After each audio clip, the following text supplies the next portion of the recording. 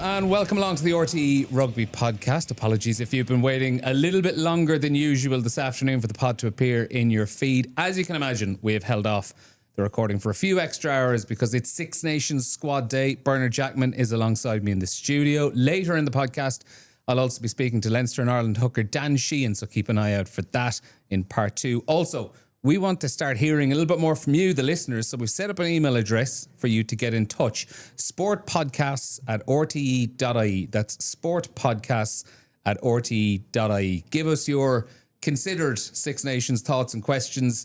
Even give us feedback. What do you want to hear a little bit more from us? What sort of things do you want me and Bernard to be covering a little bit more of or less of week on week? What are your Six Nations predictions maybe? All questions, big and small, are considered.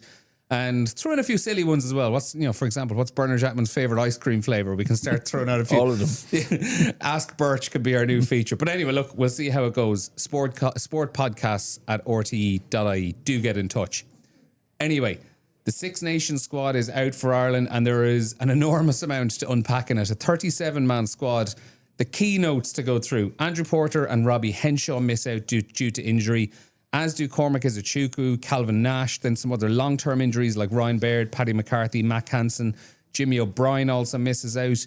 There are welcome returns for Hugo Keenan and Jamie Osborne after their injury layoffs. Tadhg Furlong, Tommy O'Brien, Tom Ahern and Finlay Bealham have all been named in the squad.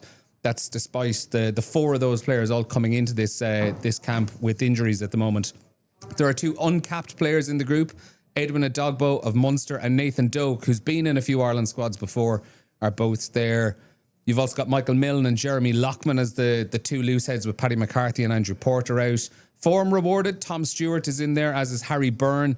And Rob Baloucoune has also picked up a long-awaited recall. The 28-year-old hasn't won a cap for Ireland since November 2022. And then finally, two development players, Dara Murray and Bryn Ward of Ulster. They will be going to Portugal with the squad ahead of linking up with the Ireland 15 team ahead of their clash with England A. Bernard, it's hard to know where to start, but I suppose injuries, and there are a lot of them. Key ones, Andrew Porter, which we probably expected. Who knows, we might see him later on in the Six Nations Championship, but we're not going to see him in Paris. We're not going to see Robbie Henshaw as well. What are the things that jump out of that squad announcement for you? Yeah, well, I suppose from a positive point of view, it's really pleasing to see Finlay Bealham and Tadhg Furlong named fit to play. Obviously, with Porter and Paddy McCarthy being injured, there was a real crisis there, and obviously it was great to see Jack Boyle come back and play against Bayonne and play really well. But yeah, you wouldn't want to be having problems on both sides of the scrum because I think they may end up having to ask Tom O'Toole to cover Loosehead in Paris if he's not needed on the other side. If anything happened to one of the fellas I just mentioned, Finlay or Tadhg Furlong. The thing that stood out to me looking at the squad is, and I know a lot of people will be saying, oh, it's the same old faces, but just in terms of, like, we've no Centurion, no one near the nearest to 100 caps is Tadhg Furlong. And when you think of the Irish squad over the last 3 or 4 years, with the likes of Cian Healy, Johnny Sexton, Keith Earls, Peter Manny, Conor Murray, etc. We've had plenty of fellas with over 100 caps, and they've all gone now. So there is a nice bit of experience, like Conan, etc. 55 caps, but it's not. It is evolving, maybe not as fast as some people might want it to. But I think it's really interesting some of the other choices. So obviously Doak seems to have pushed out Caelan Blade.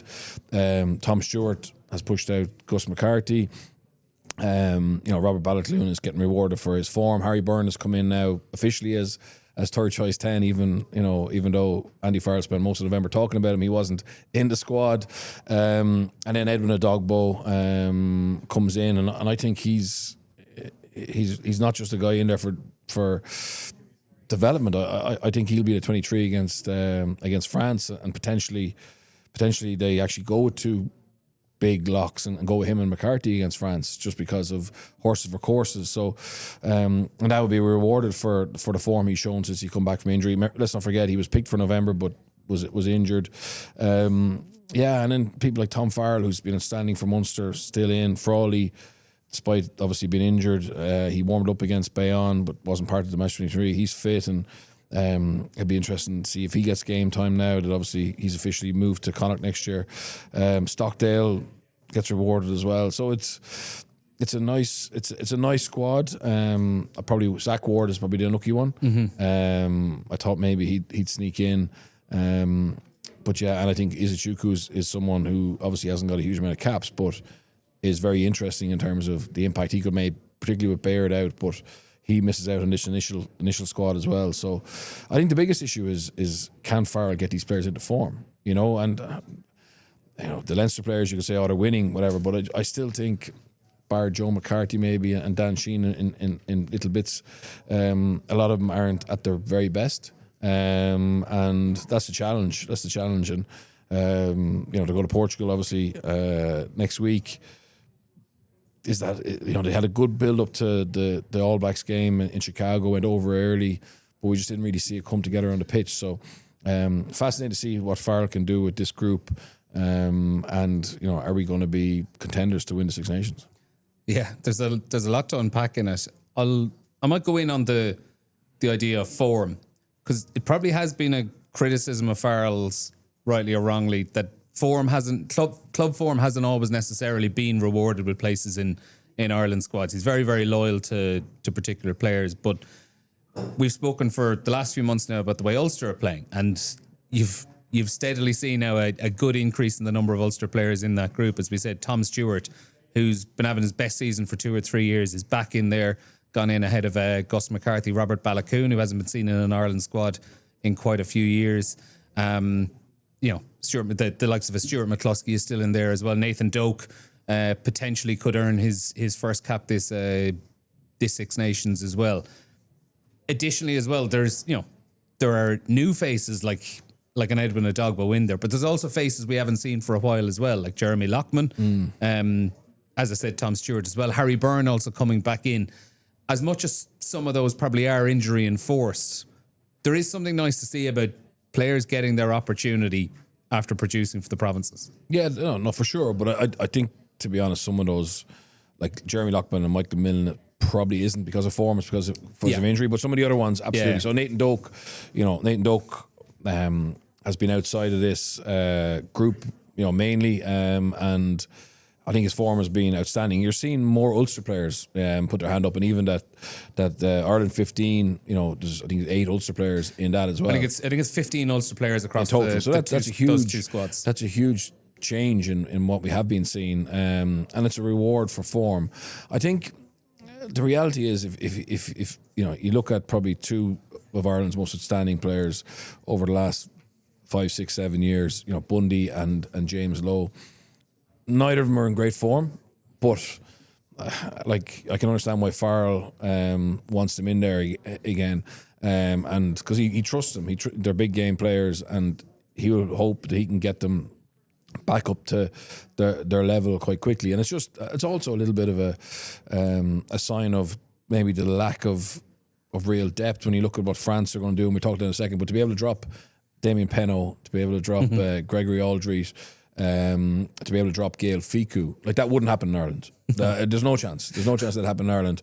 And again, let's see. I mean, the risk for Galtier is if that backfires, he loses his job. You know what I mean? And but I think with the likes of Dran coming through in Toulon, there's alternatives to Damien Penno.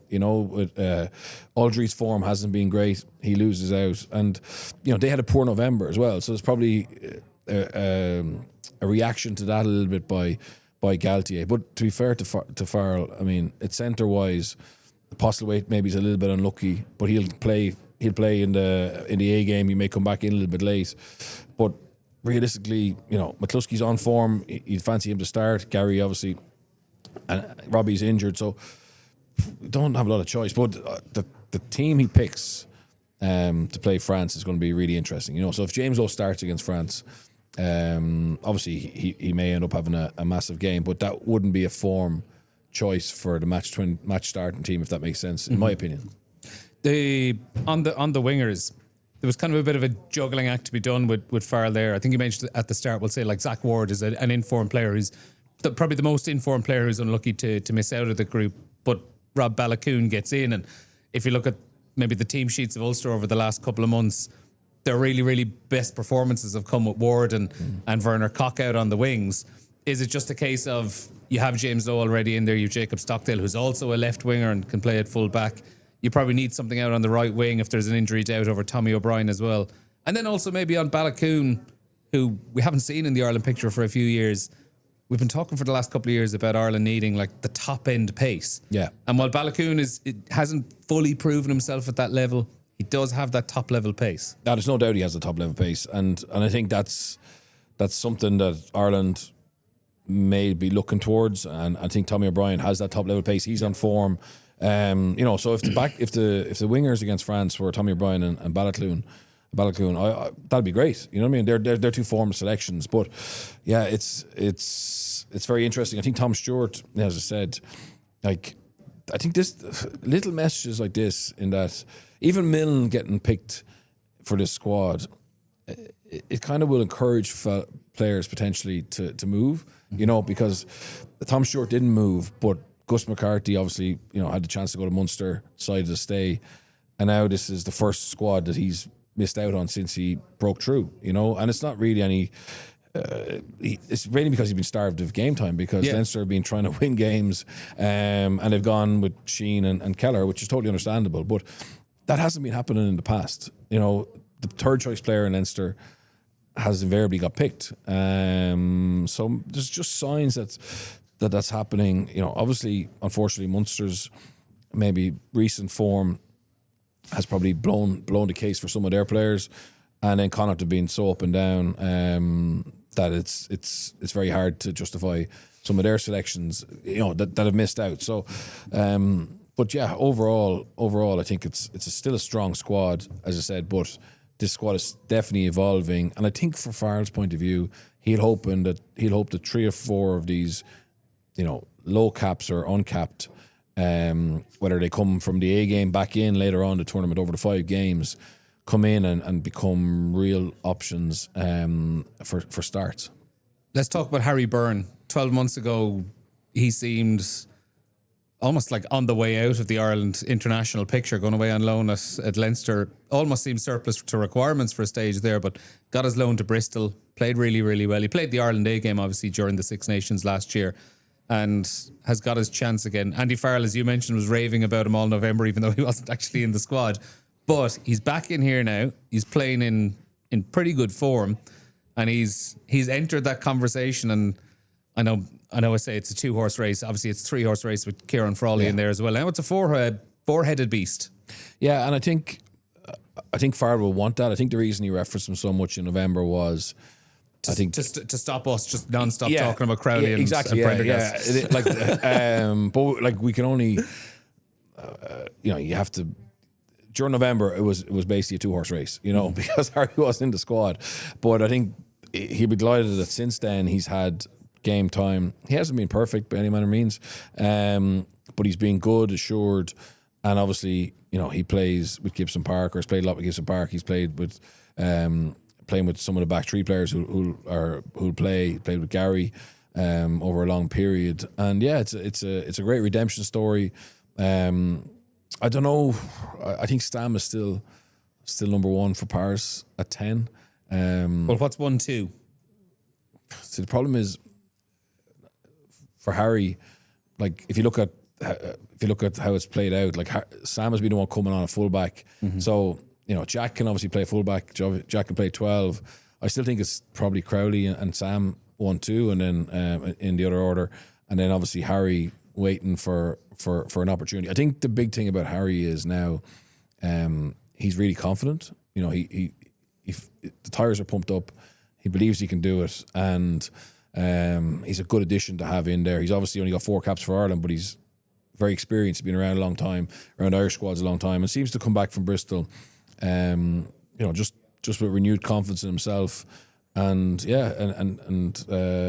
has a big future now in Leinster and obviously in Irish rugby. If we are going with the thinking that Prendergast and Crowley are the 1-2, whatever order you want to have it, fair enough, would place kicking worry you in any game, never mind Stade de France? Because I think one thing we can kind of agree on both of those players is that neither of them are anywhere near being an elite level kicker just yet. Yeah, and the stats this season have backed that up. unfortunately, and that's a big worry for Ireland when you look at some of the goal kicking stats of some of the French teams, like nearly 100%, and it's definitely something that I think the overall kicking game in Ireland has deteriorated. The quality of the kicking, not just out from place kicks, but out of hand. It's been so erratic this season across most of the provinces, most of the players as well, and that'll be a big concern because it's such an important part of the game now. Yeah, and place kicking. I mean, obviously, Doak is the best kicker in that squad. I think, but he's highly unlikely to start unless there's an injury, and he may not even start if there is an injury because Craig is the most like for like. But yeah, that's the challenge, is that we don't have someone else other than the tens who's a 90% kicker like Ramos obviously is in France, or some of the backup nines are in France, the likes of Luku, etc. So yeah, we look a little bit undercooked there, and the problem is, and I'm saying a lot of problems. The challenge is that when your overall game doesn't look to be as healthy as it has in the past, in terms of how we played in November, in terms of obviously Six Nations last year, if your kicking stats aren't top notch, it's harder to just to steal a win, and even play the territory game and put a squeeze on teams.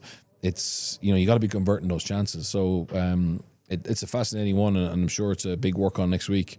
And look, they're all capable of being really good kickers. Just at the moment, unfortunately, their stats aren't at the level they would like to be at. Let's talk Edwin and Edogbo. When you kind of running through your general kind of squad thoughts there at the start, you said you think he could be involved in the matchday 23 in Paris. It's been really good to see his development ever since coming back from that injury. I think he's played 9 games now, has been picking up the minutes bit by bit, has been gaining that momentum. Was very, very unlucky not to travel with Ireland to Chicago in October when he just picked up the injury in the game against Leinster. But you saw the impact he had at the weekend. One of the few Munster players who really did stand up in that game against Cast. And when you think of the power and physicality that you can work in there, it's very feasible to see him on a bench in Paris. If Ryan Baird is out, so it opens the door to play Harry Byrne in the back row, and then you James Ryan and Joe McCarthy starting. It doesn't feel like it would be a real shock call or a real bolt from the blue to see him in there. I'd be really interested to see what Andy Farrell thinks of him when he gets to have a look under the hood. Oh, I think you'd be very excited by him. I think everyone who's worked with him or watched him is for a player who's had a hugely unfortunate time with injury. He's come back in. I actually like the way Munster have managed him. I think they've really watched his load. But within that game time, he's had big moments, and it's small things like taking a little pop pass off 9 just to create a ruck so the 9 can kick at a better angle. He invariably gets you over. He gets you go forward. You know what I mean? And then you kick on the front foot, and it's so much easier. So, we're very lucky. We haven't had that profile of player for, I'd say, quite a while. And now you have Big Joe and Edwin. And as I said, both of them are very similar. Both of them are very powerful. And I wouldn't look at it. He'd be great coming off the bench. But I actually think potentially, especially with some injuries to props, and the fact that our last game was against South Africa, and France sensing weakness there, I wouldn't be against playing both him and Joe together to start, with Harry Byrne at 6, Jack Conan and James Ryan on the bench. I think obviously it threatens your line out a little bit, for sure, but I'd cut the line out. Our line out stats aren't amazing anyway, but as you saw against South Africa, as you saw, in certain URC games and Champions Cup games, if you're totally weak at the scrum, which potentially we could be, it's very hard to rectify that with making substitutions, and so I think you show that strength and show that parity at the start at scrum time. You can lose the line out and you don't lose the match. You get penalised at scrum time. It's very, very difficult to win. So, on that note, loose heads: Jack Boyle, Michael Milne, Jeremy Lockman. at tight head, Tyke Furlong and Finlay Beelum. Injuries probably not too serious if both of them are in there, and Tom O'Toole is in there. Reward for a very good season as well for Ulster. On Jack Boyle, with McCarthy and Porter out, it was very reassuring to see how well he handled himself against Bayonne at the weekend. It was one of the better performances he's had in the last couple of years, and a very, very good time to put it in. Yeah, look, I think he's an excellent player. He's so unfortunate that he ran into Paddy McCarthy, who I think can be top end and already has proven himself. So, like, Jack was an incredibly promising loose head to have coming when Healy was retiring. And then just this season, obviously not getting any game time in November, Paddy obviously becoming ahead of him in Leinster, and obviously Porter's reputation and form.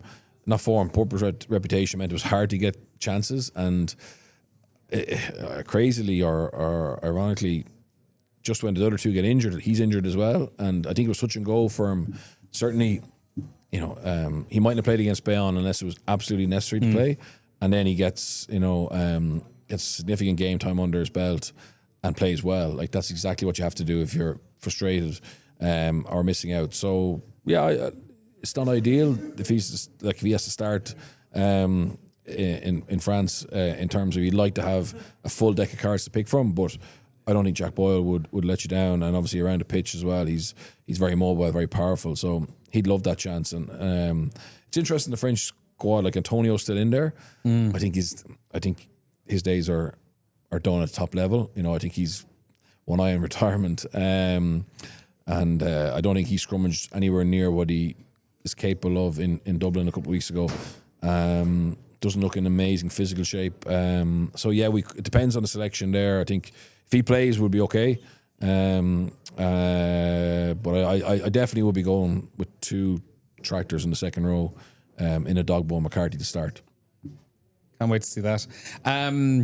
You mentioned the French squad. Let's talk about the French squad then. The main bullet points. Like, this is peak France, isn't it? Gregory Aldred, Damien Penaud, Gael Ficou. Away you go. Some uncapped players in there. Tom Staniforth of Cast playing last weekend. 31-year-old journeyman Australian. I think it's fair to describe him as good as he was at the weekend as well. He's in there. You also have Timu Mathieu, I hope I'm pronouncing that right, number 8 from Bordeaux Bègles, and Noé Nene from Stade Francais in the centre as well. Yeah, Mathieu's very good. Yeah. He's outstanding. And Dran from Toulon is unbelievably quick. Like, he's nearly Bia Barry speed. You might remember he passed out Nash. There was a kick through against him. Like, I've seen loads of them play, but just Irish fans who are watching that's the guy, and like, he's dropped 3 captains. Like, Penaud and Ficou and Aldred have all been senior leaders in that. Ficou is the defensive captain. Like, he was Sean Edwards' right-hand man. But his form has been, like, pretty average for Racing. He wasn't great for France recently. I think Aldred's form is very up and down. And, like, it's a year out from a World Cup. More than a year. Just over a year and a half out from a World Cup. And I don't think they're written off, those players, because Penaud is still going to be scoring tries for fun in the Champions Cup and the top 14. But I would say for Ficou had said this could be it, and I think Aldred obviously is a top end player, but it'll be interesting if he can find a way back in. But don't forget, they were pretty poor in November, and that announcement is a reaction to that. And obviously, if you're bringing Antoine Dupont back as captain, you can pretty much do what you want anyway. Yeah, I was about to say that ultimately it's it doesn't really matter if you're just bringing Antoine Dupont back in. You can kind of throw anyone in there. It is fascinating, as you said earlier on, just when we mentioned the 3 of those drop, like that just would not happen in an Ireland squad whatsoever. No, but it wouldn't. And it's very difficult to do that and maintain the squad harmony and keep the dressing room in a good place. Yeah, it is very hard. In fairness, the French mindset's completely different. I mean, like Galtier will see this as being a message to all the senior players.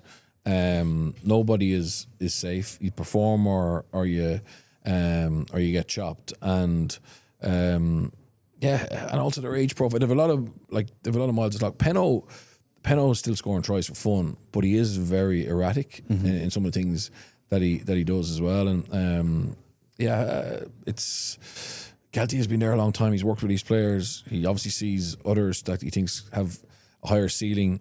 I don't think they're going to match what Penno's done international level, but they have a higher ceiling in what they can do now and over the next year and a half. And it's reflective also on the side, the pool that they're picking from. It's a considerably greater, size of a pool compared to what Andy Farrell is working with. No, it is, and I think there's a player in from Pro D2 who's on loan from Toulouse. So like there's so much exposure. There's so much exposure between obviously the 14 teams in the top league, and then obviously what's happening underneath, and this whole like the Harry Byrne example of going to Bristol and finding his way. That happens all the time with young players in France. They very rarely sit when you're 21, 22, and if you've shown ability, you very rarely sit in that club's espoirs for 2 or 3 years. You get sent away and you prove that you're good enough to come back, or you get sold somewhere else. So it's a totally different depth chart, and there's constantly people putting their hand up, and there's obviously we've seen there's people who drop down depth chart pretty quickly, whereas ours is much steadier. And you've guys like Tom Ahern, who's been around for 3 or 4 years, and he still only has 2 caps. It's quite difficult to break into this Irish team. Any final Six Nations Ireland squad thoughts before I move it on to Champions Cup? Nothing jumping out, nothing we've missed? Well, I think this is effectively realistically this is the last chance for some of the guys maybe with a lot of mile on the clock to show that they're going to get to the World Cup. I think with the new tournament coming in September, November, there still is time to make the calls if you have to. Obviously it's very hard to make those calls if there's not people who are putting their hand up. But I think this A game is a really good addition, and it's another chance for the coaching staff to have a look at them. I just think that certainly Farrell has been really patient, and he'll certainly be having a lot of one-on-ones with some of these players and explaining how important it is that there's payback now.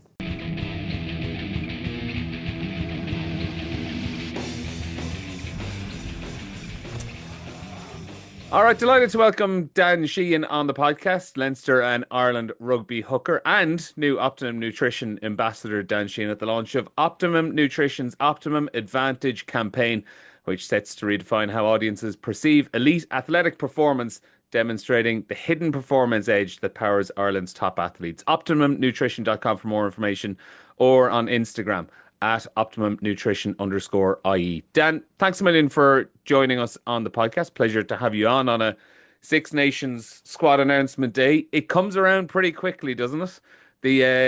When you walk out of there in November, it feels like a long old wait, a couple of months over Christmas and December and January to get back into the swing of things in an Ireland shirt. But it does seem to come around rather quickly. Yeah, it's been a bit of a mad season, I suppose, going from the Lions into almost straight into the Irish camp with only one game against that Munster game in Croke Park, and then obviously you have your few games that you've gone back with Leinster, big European, big Interbro sort of journey that you take on, and then all of a sudden the Six Nations just appears on the horizon pretty quick. So exciting time of the year. This is always one of the best times of the year, I think, coming off the back of a good European run with Leinster, and then you have obviously the Interbros and then Six Nations to look forward to. So I think this is probably, as a professional rugby player, is one of the favourite months of the year, with the excitement building and friends and family getting excited for Six Nations. It feels like a pretty obvious question, but do you feel much more up to speed, much more match sharp than you would have been heading into camp back in November?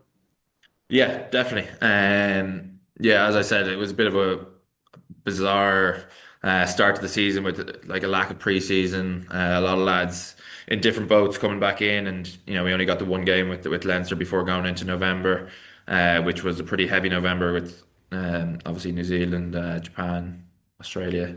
I think everyone feels a bit more match fit, a bit more back to our best, and I think people are looking forward now. Obviously, a big challenge coming up, with starting with France, and I think we're all looking forward to hopefully putting our best performance on the pitch. Does it take you a little bit of time to get up to speed when you do transfer from Leinster camp into Ireland cap? Just kind of getting back up to speed on the calls, the way the coaches like to do things, all those little bits and pieces. Yeah, for sure. I think it just, the amount we train during the week and, you take a few weeks off, you don't have that game experience. It does take a few weeks to get back, especially when you have the amount of people that we were trying to get put together. Things mightn't click as quick, but we're well into the season now. And I think as the weeks have gone on, we can see our training's got better, our performance has got better on the back of that. And there's that excitement again of being back in whatever jersey you're in, whether it be Leinster or Ireland. And hopefully now, I think we need to improve, obviously, off the back of the autumn, but hopefully we can see some proper change up and good performances put back to back. Yeah, as you said, you need to improve on the autumn to open old wounds. The last time Ireland played was that game against South Africa. Have you watched that much back personally from an analysis point of view, or as a team? Like, has Andy Farrell been in touch over the last couple of months with bits and bobs to look at, or is that something you just kind of do next week going into camp? That'll be something we probably touch over next week and going into camp. We'd never be sort of bombarded with different review points when we're back with Leinster. It's kind of wherever you are, you're fully committed to. So once you're back in Leinster, you're left to your own devices and you're left to focus on that, and you're told the importance of performing for your province. So I'm sure that'll be brought up next week, and we have to take our learnings from that game because although it wasn't a great performance, there's some good parts in there that we need to make sure we continue to do. But obviously, there's a lot of things that we can do better to really put it up to them. But would you have taken your own initiative then and, be looking back at those scrums to see what was going wrong, just from your own point of view, and looking at lineouts to see were there things you could have done better, or was there movement that should have happened, or was it a throw too high or too low? Are you kind of looking at those yourself just in your own Yeah. time? A small bit, but I wouldn't be over analyzing anything. It's not the way I sort of carry on as a person. I don't overanalyze things. I kind of go with the flow. So obviously, there's a few fix-ups. Obviously, the scrum was one that we probably would have looked back on and making sure that that doesn't happen again, and we're able to fix it on the fly a bit quicker than we did. And because of the repercussions of it, like it puts us under so much pressure when we keep getting things wrong like that, and that the whole team suffers. So that was obviously a disappointing bit, but I wouldn't say that it's spent too much of my mind's energy over the last while. I've kind of turned the page pretty quickly because of getting back in with Leinster, and it's probably something now next week when I have the sort of week back in camp, you're back in an Irish jersey, that we could sort of review and go through the detail. On the scrums, can you do your best to almost try like bring us into the scrum and tell us like when it was going wrong in that South Africa game? This question is kind of twofold. Physically, as a hooker, what are you feeling in that moment in terms of the actual like pressure points on your body? Where are they coming from? And also from a mental point of view, when you are packing down and we've given away two, three penalties in a row here, we're in our own 22, we're under a serious amount of pressure.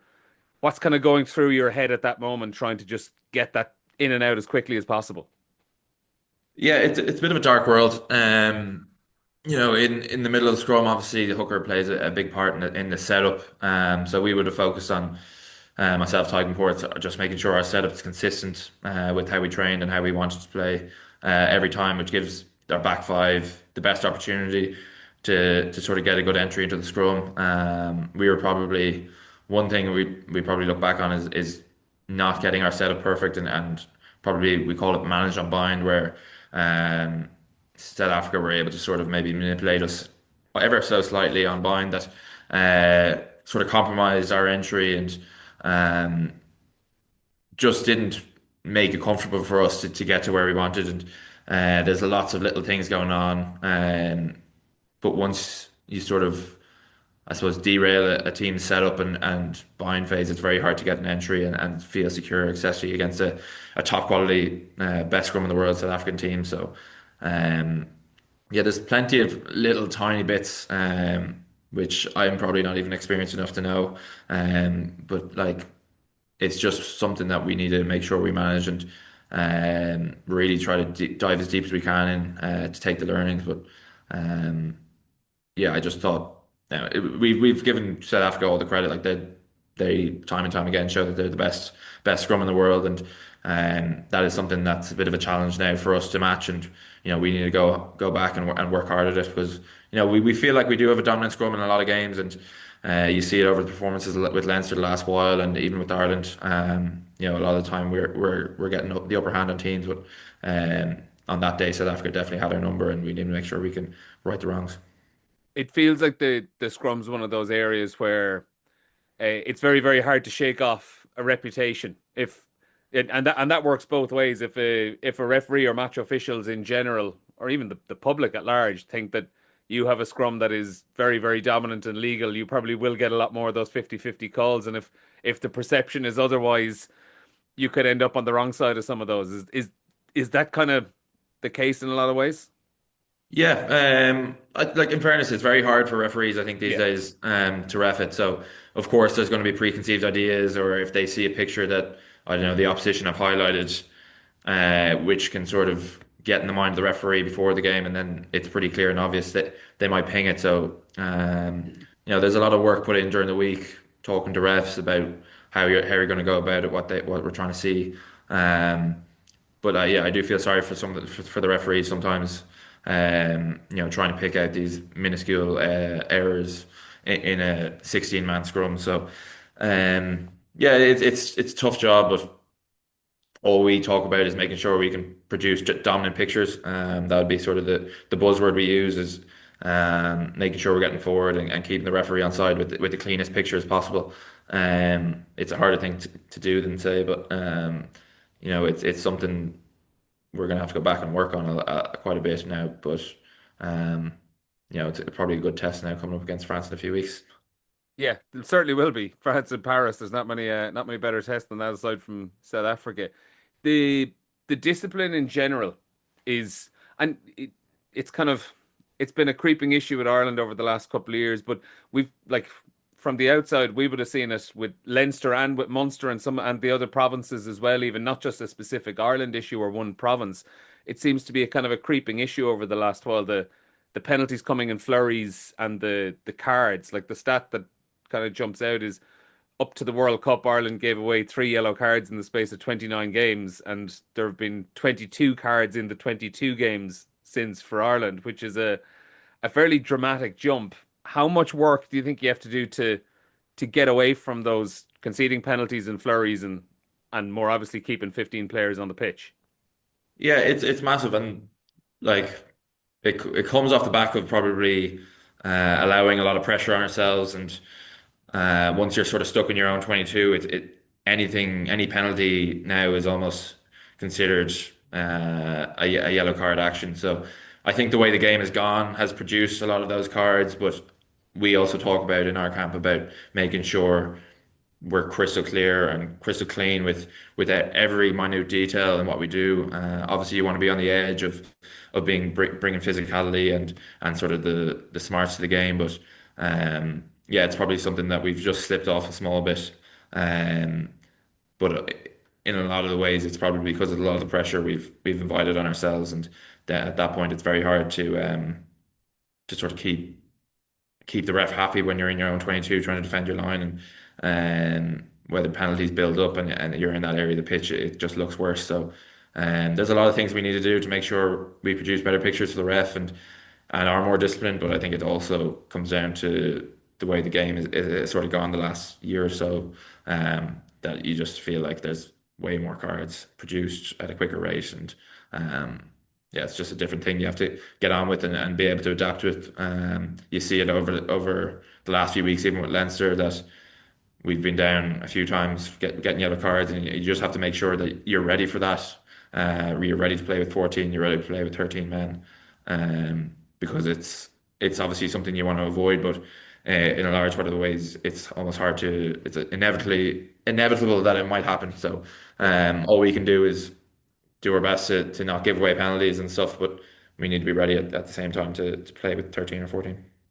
The We're into the second half of the World Cup cycle. Doesn't really feel like too long ago that we were all in Stade de France in in Paris back in 2023. But does the draw being made in December, does that just kind of sharpen the minds a little bit, kind of make the target and the end goal of a couple of years' time even, just that bit more real?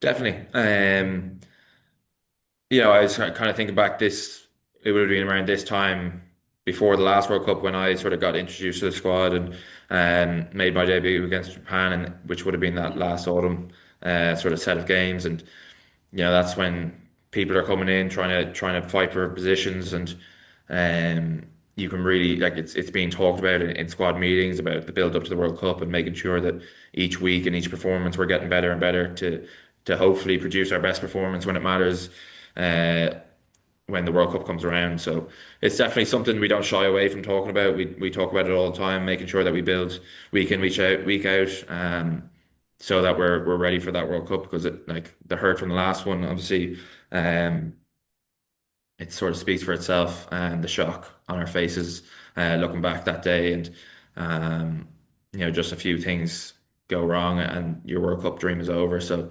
it is talked about quite a lot, and I think it's on people's minds now going into the Six Nations. Obviously, the Six Nations is incredibly important to Irish rugby and to all of us, but we almost see it as an opportunity to sort of test ourselves against the best and see where we're at and see where we need to improve on for the World Cup. Stade de France in a couple of weeks' time. It's going to be interesting to go back there 2 and a bit years on from that World Cup. I imagine the atmosphere is probably going to be a little bit different from the last couple of times you would have played there. There'll be some Irish fans, I imagine. Yeah. Probably not as many as 2023.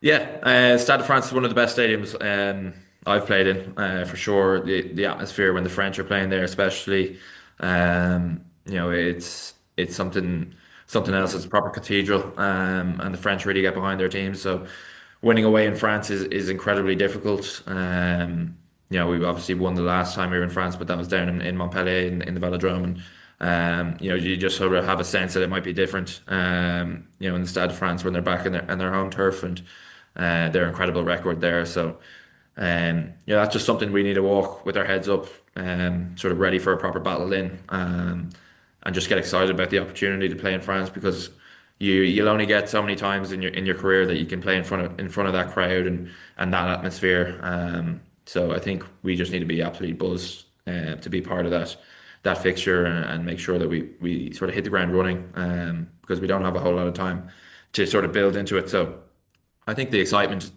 is going to be there, for sure. It's just making sure we sort of embrace the whole environment of the Stade de France, and just love every second of it. Yeah, it's going to be an absolute cracker. Final question before I go, and it can be a nice short answer as well.